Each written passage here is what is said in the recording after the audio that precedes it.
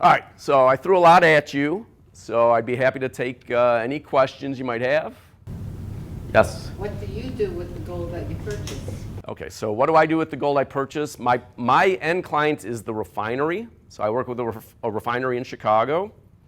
So I go into the refinery with my gold separated by 10K, 14K, 18K. I build my profit into the purchase price, and I stack myself up against anybody else in Chicago. The refinery pays, they melt the gold. Once the gold is molten in a crucible, it's all homogeneous now, it's the same carat throughout. They take a sample of that, and then they pay me on the percent that's gold. The same thing with silver. And what if your clients have gold with gemstones embedded? Yep. With a piece of jewelry. Do you buy things like that, or? Yes. So the question is, what do I buy? Do I buy jewelry gemstones? So the only gemstones I can resell are diamonds.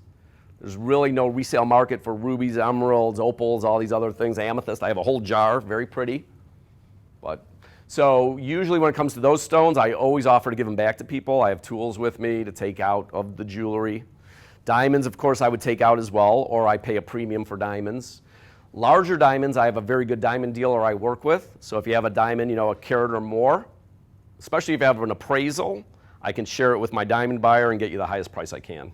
Now the appraisal, when you get an appraisal on jewelry, that appraisal is for the retail replacement value, right? So you get an engagement ring, it's got a 1 carat stone, you get a $6,000 appraisal. That's because if you go into a jewelry store to replace it, you're gonna have to spend $6,000. However, the gold of that ring is maybe worth $150, and the diamond might be $1,000 wholesale. So when we look at an appraisal, it's more to see what is the color and clarity of the diamond and the size, so we can share what the real value is. So a lot of people are unhappy when they find out, hey, it was appraised for 10 grand, but it's only worth 2 grand wholesale. So my preference is always to give people their diamonds back and let them go shop it around, but I can help. Are $2 silver certificates worth anything? And then my second question is what your opinion is of talking about Petro Dollars and digital currency. Isn't the fact that they're moving away from dollars, devaluing the dollars, maybe making gold more valuable? Okay, so 2 questions. The $2 bill, that's a silver certificate. You can no longer turn it in for silver. So the value is only in the paper currency as a collectible. So if you have a $2 bill, you want it to be unfolded, not mangled. Then there's services that will grade it for you. Then you could auction it or sell it to a collector. But it's not worth anything more because it's a silver certificate. It's worth because if it's a collectible. Now your other question was about the petrodollar, and as we're moving away from the US dollar used as the means of exchange across the globe, shouldn't it be devaluing? And the answer is yes, it's devaluing hugely. That's why gas is more expensive, rent is more expensive, groceries are more expensive. Everything you want to buy is more expensive. Why is that? Because the dollar is going down. Why is gold and silver not going up? Because it's very manipulated. So if the banks can short the gold and silver, they can suppress the price till they can't, till they lose control. So when you buy gold and silver as an investment, it's not necessarily for a turnaround to sell it the next day. You're using it as an insurance policy against the dollar being devalued. But yes, when you see the prices of stuff going up, that means your dollar's going down. That's what it means. What role does Bitcoin have in all this? That's probably another discussion. Well, Bitcoin, I'm not the world's, authority on it, but Bitcoin, the promise, and most of the guys who got into it at first in the 2009, 2010 were all silver guys. And I watched these guys on YouTube videos talking about this crazy thing called Bitcoin. So Bitcoin, the promise is that it's scarce. There's only 21 million that can be mined. The mining is done by computer power. Back in 2008, 2009, 2010, you could use a laptop and mine a bunch of Bitcoin every day. Today, you need a nuclear power plant to mine all day long for months and months to get 1 Bitcoin. So just like gold is hard to find, but it used to be easy, the Bitcoin is the analogy. So the guys who created Bitcoin to keep it only to 21 million Bitcoin and make it harder and harder to mine them, were doing it as an analogy to gold. The other analogy was, all right, you want to do a transaction that the government can't see, that the bank can't see. If I can send you a Bitcoin from my computer to yours, government didn't see it. So that's known as a peer-to-peer transaction. So Bitcoin's promise was like gold. Gold, when I give you a gold coin, nobody sees that. Gold has value in and of itself. It's intrinsic value. They say it has no counterparty risk. Nobody else owns that gold coin but you. But if you own a share of stock, it's a risk. You don't know if you really own a share of stock at the end of the day. So Bitcoin has the same type of promise of gold and silver as a means of transaction. Where purists diverge is that there's no value in a Bitcoin. It's just a computer blip. There's no intrinsic value. There's nothing you could hold in your hand. Whereas gold you can hold in your hand. That's the big argument amongst believers in Bitcoin versus gold. So, well, you might want to own both. Foreign currency, how's that dealt with? So foreign currency used to be gold and silver, just like the US old coins. So I've got coins from Cuba from 1915 that were gold. So Cuba had gold and silver coins before communism took over. So gold and silver are equated with freedom, and getting away from it usually means you're moving further from freedom. So foreign coins, like up until 1968, Canadian coins were silver. European coins, usually you got to go back to the 50s and 40s. So like the Swiss franc looked exactly the same as it does today when it was silver. I think that was up until maybe the mid-60s. German coins, French coins, Italian coins, they did have silver. It just depends what year they stopped. What about paper?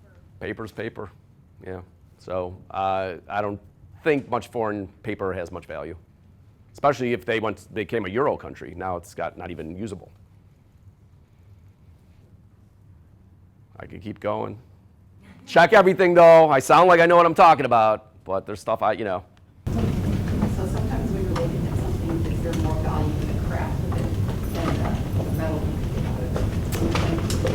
out of it? Yes. So the question is there more value to something based on the beauty and the craftsmanship than just the metal itself? So something like Tiffany, very high quality, you don't sell that for the melt price. Cartier, for sure, you don't sell for the melt price. Rolex, you don't sell for that. So I do tell people, hey, if this is a designer piece, you might want to keep it, but it's worth more than the sum of its parts. Or sometimes I'll pay more for that stuff if I think I have a secondary market where I can sell it. And yeah, I'll tell people that for sure. Flatware, unfortunately, not much of it has much value beyond the silver. Maybe if it's Tiffany, maybe Francis I, but even Grand Baroque is melted. I mean, this stuff is getting melted. Oh, yeah. Not that I understand what the Fed is always doing, but does the Fed know what you're talking about? So does the Fed know what they're talking about? So the nefarious nature of the Fed is that they know this stuff and more, but what they're telling us is not all the truth. So when you hear this idea of waking up, right? People waking up to what's going on. Now, what you think is going on is different person by person. But to me, waking up means you realize you've been lied to. You've been lied to by your people you voted for. You've been lied to by bankers. You've been lied to by your teachers and your professors. You've been lied to by the media. You've been lied to by your favorite athletes and movie stars. So waking up is realizing you've been lied to. Now, the amount of lies, the depth of the lies is then your call, right? How much of that is wrong? And then you start researching, you start digging in and saying, all right, if they lied to me about this, did they lie about this, this, and this? So the Fed was founded by J.P. Morgan, the Rothschilds. The Rothschild, they have $400 trillion of wealth. They've confiscated the world's gold and art. J.P. Morgan Chase, they funded Epstein, right? That just came out, right? Jamie Dimon, who's sitting there on TV, they were the ones funding this guy. So when you hear Bernanke or Yellen or Powell, they know the dollar's hurting. They know the value of gold. So when you hear the Fed talking, you should question what they're saying. So, does that answer your question? I guess my thing would be, do you believe what they're saying or not, right? And how much do you believe it? Do you want to question it more? Do you want to do something because you don't believe it? So I would recommend owning some gold and silver to the degree you don't believe what's coming out of their mouths. I hadn't heard of the connection between JFK's assassination and the banking system and the CIA. Yeah. What's your primary authority for that belief? Oh, good. All right, so why do I think that Kennedy was killed by the CIA, and why? So before Kennedy was assassinated, he gave a pretty famous speech, and he talked about secret societies in the US that are controlling things. So some people call that the deep state. But he was basically talking about behind the scenes people pulling all the strings in the US. When he was about to go to war over Russia, he picked up the phone and talked to Khrushchev, and they pulled back the warships. But the bankers who had always financed both sides of war, whether it be the Civil War, the War of 1812, the French Revolution, they financed both sides. They couldn't lose. So Kennedy talked about these secret societies, and he was going to disband the CIA. That's new information. So where did I find that out? Well, I showed you a list of people. There's more that I listened to about this stuff. But if you're running the CIA, and you're running all these criminal adventures globally, and this guy found out, and he now wants to come clean and disband you, you might want to kill the guy. And LBJ was owned by them. So was he part of it? You know, that's part of the theory as well. But it was pretty well known that Kennedy wanted to do away with the CIA. Him and Bobby were talking about how do we kill the CIA, how do we kill the FBI. So today we're all seeing these, three-lettered, agencies are now, it's all coming out. But for years we thought the CIA was doing good stuff overseas. We thought the FBI was doing good stuff here. But so he gave a speech. Supposedly he taught private conversations about disbanding the CIA. And so that's the theory. So it's not just about silver, even though that's my favorite part. That's the favorite part for this presentation anyway. If you question the Warren Commission, you were called a conspiracy theorist. That was the term made up about anybody who doubted the Warren Commission. Well, the Warren Commission has been proven to be wrong, and the CIA was proven to be part of his assassination. So all these conspiracy theorists, well, they probably had some things right.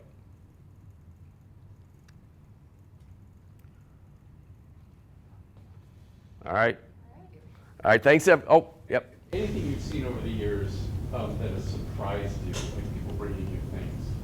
A good story. Yeah, and not a good story. So surprising things. There was like more value in it than one would think. Yeah. So fairly recently, someone came to me with over 100 gold coins. So it was a very big purchase. I paid more than the value of the gold. It was, $130,000 purchase. It was a big purchase. So that was a pretty surprising one. So why did you pay more than the value? Because I knew I could resell it. That's where I could resell it with a coin dealer I had a relationship with, where I've got sort of a special relationship. So if I bring them volume, I get more than if you walked in off the street. What else can I? Oh, this is a good one. So I recently had a new client who's related to a very famous football player from Chicago. And I was going through a jewelry box. And in the jewelry box, there was a ring that said 1943 Chicago Bears Championship. So it's 14 karat gold with some diamonds. I said, well, this is worth about $200, but it could be worth thousands. Well, it turns out it could be worth many thousands, and now I help that client bring it to auction. So it's going to auction in November, and the auctioneer thinks it's going to go for $50,000. Wow. That's a good one. Thank you.